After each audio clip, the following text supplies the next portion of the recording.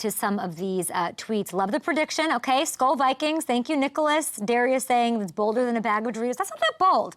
I actually don't think that that's that crazy. But Gronk, aren't you surprised that some of these records aren't getting broken with the 17 games? You know, not necessarily. I mean, it's hard to break these records. These records have been held for quite some time as well. And especially the receiving record, there's so much that goes into it. You have to be healthy every single week. You have to be on the same page as your quarterback every single week, week in, week out. And the thing is that now when you have a receiver like Justin Jefferson, you're game planning for him. You're putting two guys on him. So if you're putting two guys on him all game, that opens up other players as well out of the backfield on the other side of the ball. So therefore, he might not get as many targets that week.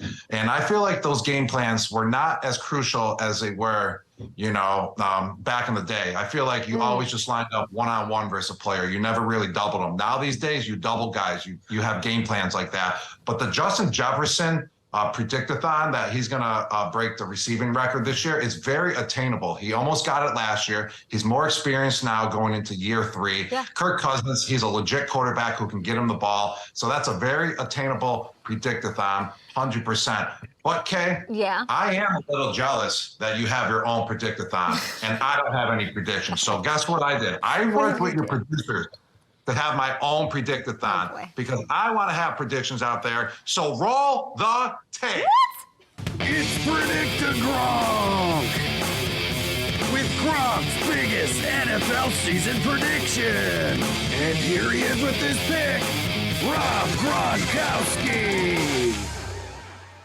Well done.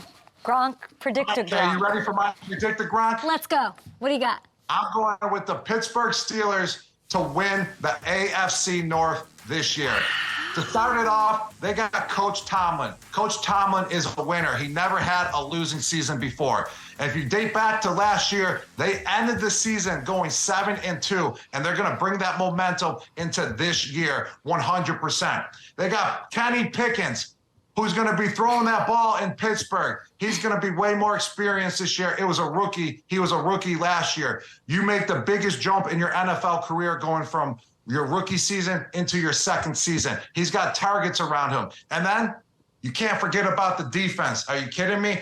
They were a solid defense last year. They held their opponents from scoring many, many times. The offense just couldn't get it done, but this year the offense will get it done. And the defense led by Minkah Fitzpatrick, they're going to create turnovers and they're going to help the offense put up points. So the Pittsburgh Steelers, AFC North champions, going to the playoffs. Yes, the Cincinnati Bengals will still make the playoffs, but the Pittsburgh Steelers will take it and take the crown with the AFC North. Will the Steelers Predict-a-GRONK? Oh my God! Will the Steelers take down the Niners week 1? Upset special. Yes. You want to know why? Yeah, tell me. No Kittle. Maybe no Bosa. And if you date back to last year, and I'm pretty sure the year before, the Steelers have blown out their team each of their season openers. Wow, that's really good. And yeah, we don't know if we have Kittle. We don't know at all what's going on with our boy Bosa. So it's a really great call. You know, we're talking about records being broken. That's a great Predict-a-thon, or Predict-a-GRONK rather. If you guys have anything to say, hit up the I mean, people are saying Gronk, great segment, the hijacking of the show. King Quabi says he went to high school with Darnell Washington. Let me tell you, people, I've gotten to hang out with Gronk for several events with our FanDuel family lately. Gronk is obsessed with Darnell Washington. He was supposed to come on the show today, but he had to cancel because they had a walkthrough. Yes, walkthrough is a little bit more important, that's for sure. I mean, walkthroughs is where I learned all my plays, actually, because I really didn't watch film because I concentrated so much on the walkthrough that I didn't have to watch the films.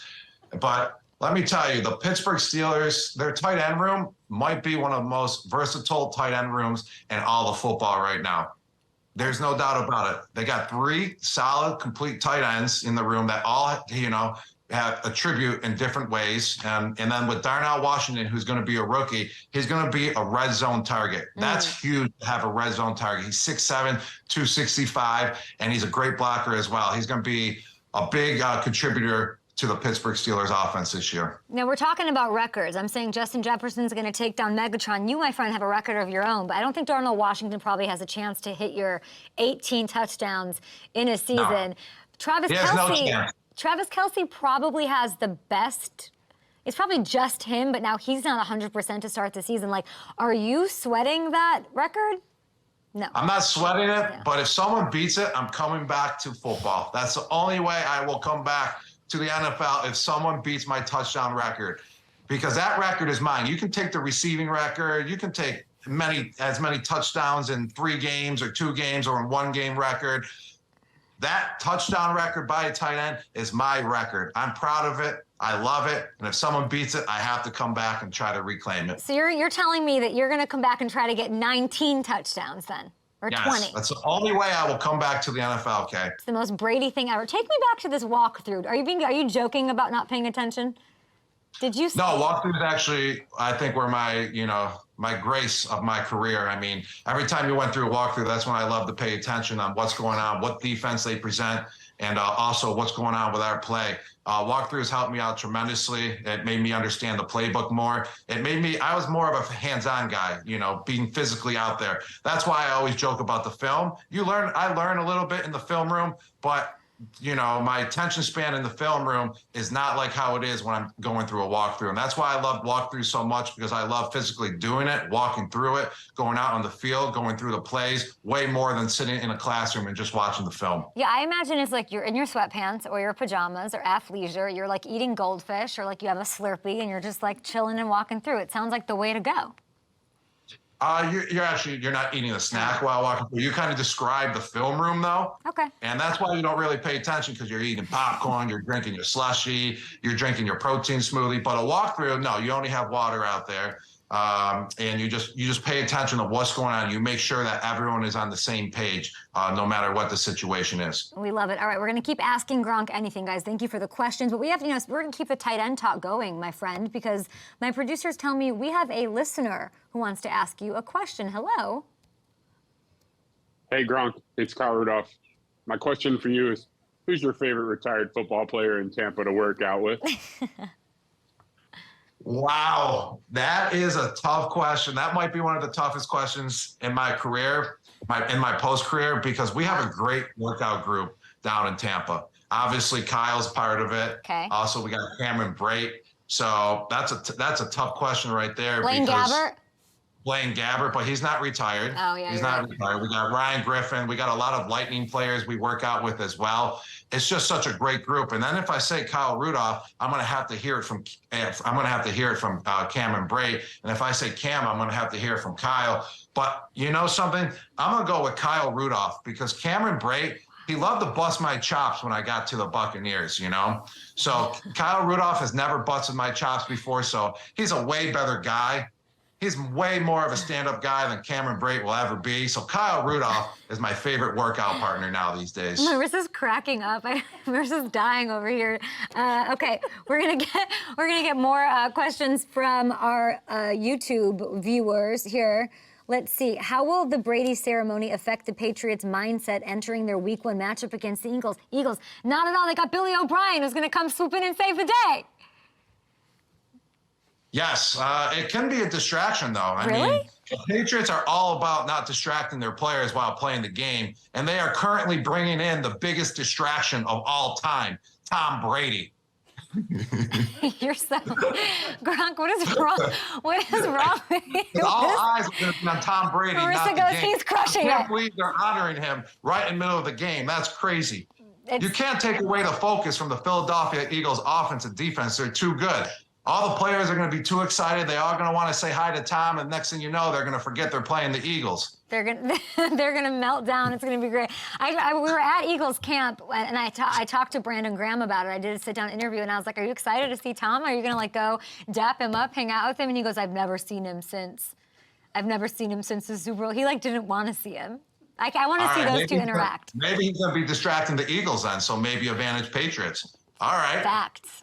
Okay, Yes. Our producer, Goldfarb, who apparently was on the phone with you this morning, his question is, who wins more games this year, New England or Tampa Bay? Ooh, good one. That is a good question. I was actually just talking to my buddy the other day, and I was saying that I think Tampa Bay is a little underrated this year. I think they're going to pull it off, and they're going to create some wins, and they're going to make a bigger splash than what people actually think they're going to make. So I'm going to go with the Tampa Bay Buccaneers. Going to go with the Tampa Bay Buccaneers with our boy Baker Mayfield under center. And you've got Mike Evans. We don't know what's going on with that. Where do you think he should go? Like trade deadline. Let's go to a contender, right? I think Mike Evans stays with the Tampa Bay Buccaneers. He does so much in that community.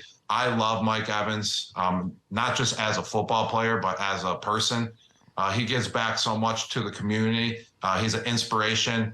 And just the level that his game is on, he has only produced 1,000 yards every single year that he is in the game. I feel like he's going to end up and stay with the Tampa Bay Buccaneers for his whole career, and I think he should. I think that's the best place for him, and it's the best place for the community. And I just hope he's happy. For the community? What about? I want him to get a ring. I want him to get another ring. I want him to go to like. I know. So Aqib Talib said he should go to the Lions. He could go to a contender. He could be the difference maker, like in a like razor thin vibe of an AFC. Come on. I think whatever Mike Evans wants, I think he deserves it. If he wants to go to another team, I think the Buccaneers should allow him to go to another team. If he wants to stay in Tampa, I think the Buccaneers should find a way to keep him to stay in Tampa. So whatever Mike Evans wants, I think he deserves it. So that's how I think it should play. That's so sweet. Let's keep the sweet vibes going here and welcome in Bill Simmons of Ringer fame, who runs all things Spotify, all things sports media.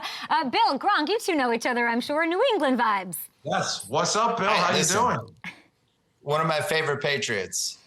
So good. Such an honor to be here. Why aren't I your favorite? What do you mean I'm one of your favorites? Why aren't I number one?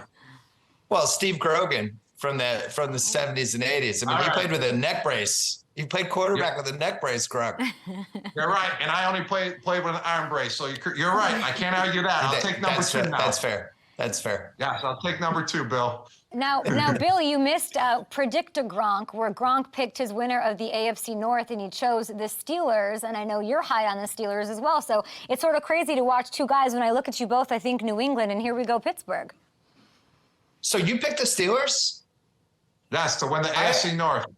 Yeah, I did too, and they were plus 470 on FanDuel, and they have stayed plus 470 at FanDuel ever since I picked them. So I apparently have no effect on the betting lines. But yeah, I think they have the best team in the AFC North, and people just haven't gotten there yet. So it's you and me right now, buddy. Let's go. Bengals. Bengals. Joe Burrow's about to be the highest paid quarterback of all time. You guys are crazy. We're going to take a short break. Gronk, we'll see you in a second. Bill Simmons, I mean, he's talking betting lines. I know nothing. Teach me your ways. You were like this. You were like the machine that we need. Ringer, FanDuel, family, all of it. We'll be back after this on the Up and Adam show with the guy out of Boston. Maybe we'll talk a little Celtics. No idea what's going on there. But